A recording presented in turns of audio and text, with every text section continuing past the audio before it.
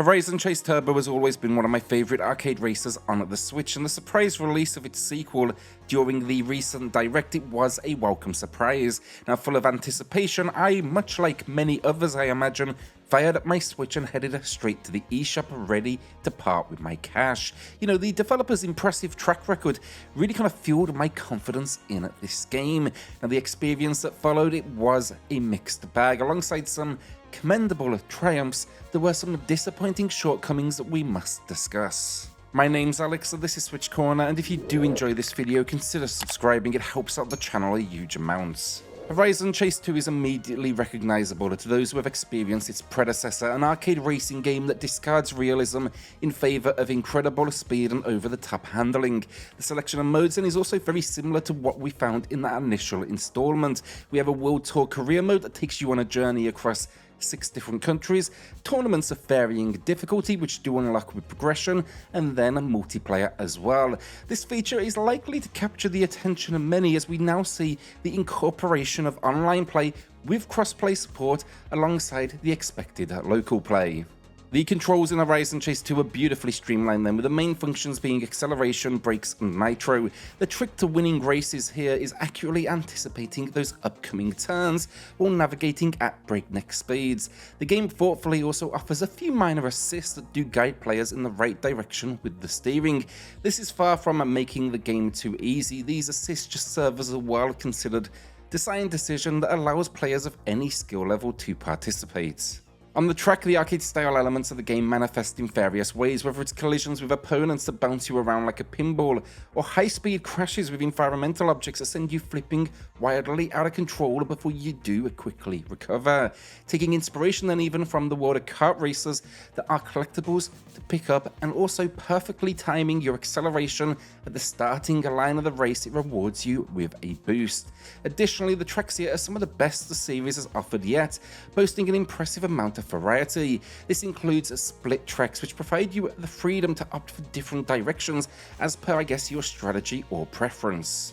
So World Tour will be the initial starting point for many. In the World Tour, each country features 3 tournaments with varying race types to take on.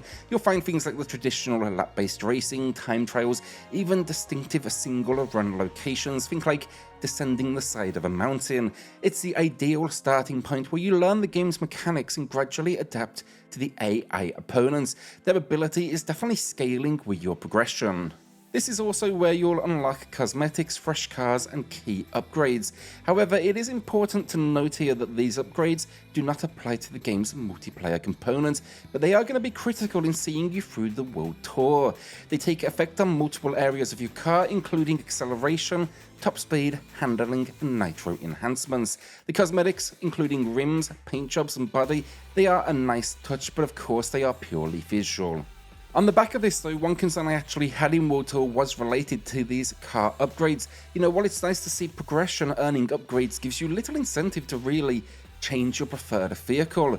Now thankfully the developers clearly understood this issue regarding new unlocked vehicles, so these actually come now with pre-installed upgrades that often surpass your current car or at the very least match its specs. This led to experimentation, and my personal favourite ended up being the SUV. These upgrades and cosmetics are unlocked through 2 types of currency, blue coins and credits. Now blue coins are one of the collectibles on the racetrack, while the credits are earned by outperforming your competitors. Trophies are also at stake, but these are reserved for unlocking bonus races that will occasionally pop up from country to country. Now on the back of this, even though it's possible to finish the World Tour in what I'd say is a few hours, the inclusion of a percentage meter adds an element of replayability. So take the USA for example, that's the first location in the game. Despite progressing through it, I was actually only at 40% completion. I hadn't claimed first place in all races, and I was also missing a ton of the blue coins. In terms of gameplay, your experience in Horizon Chase 2 doesn't really change from one mode to another. It simply boils down to the kind of gaming session you want. You know, you can opt for the World Tour, you could find yourself participating in tournaments. These are kind of concise and potentially challenging events comprised of 4 races, and then if you're keen on competition, the online mode lets you race against other players via crossplay. You can also take on various challenges here to earn rewards.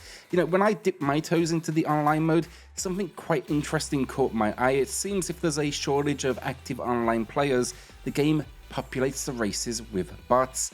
I have a sneaking suspicion that most of my opponents were these bots, considering I found myself at the podium end more often than not.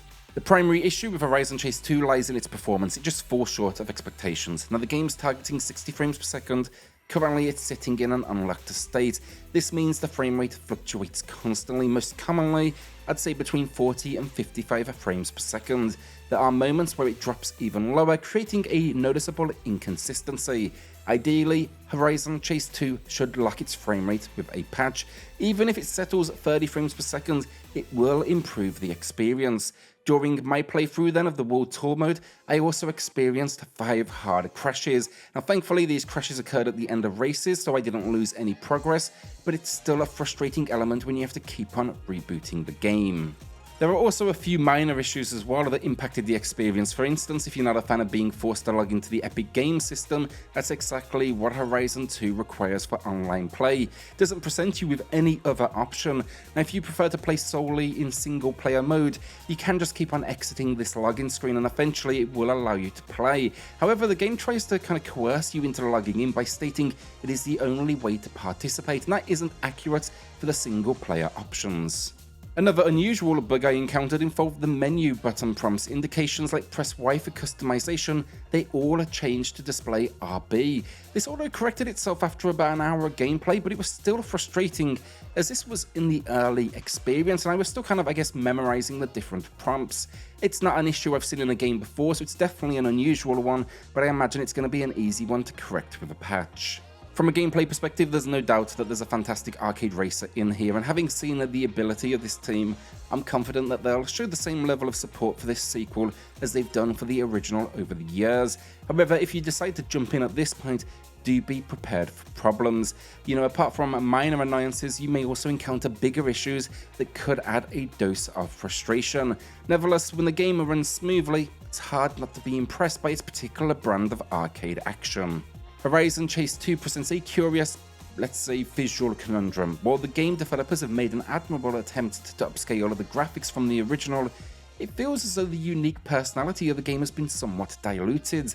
The noteworthy, low-poly styled visuals of the original are basically absent, replaced with a more detailed art style that attempts to retain the retro inspiration, but in my opinion, just kind of misses the mark.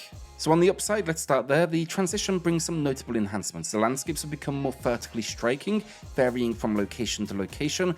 This reimagining additionally leads to easier to navigate tracks, particularly the turns, which are now much easier to see. On the downside, the style of borders on generic. It resonates more with the visual style of mobile games rather than the original entry's stylized flair. If the original was the love child of a passionate indie team, this iteration feels more, I guess, patterned after what a major studio would produce if they were aiming for a retro vibe. There are also pop-up text boxes showing our drivers' emotions during the race, which I really didn't like. Comments such as "I need to be number one" seem unnecessary for a character we didn't even choose.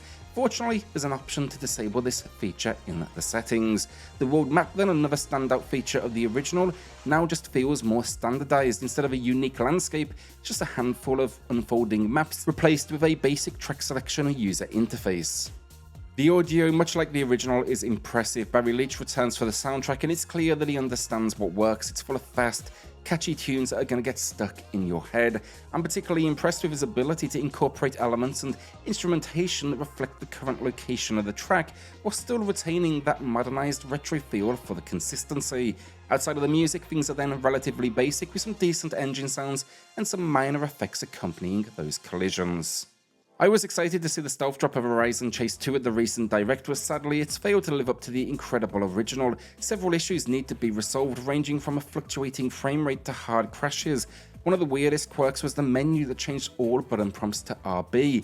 It's also just a more generic feeling experience than its predecessor, and this can largely be attributed to the new visual style. This new direction makes it feel like the game has lost a bit of its personality, even if it appears it was actually an attempt to add more of it.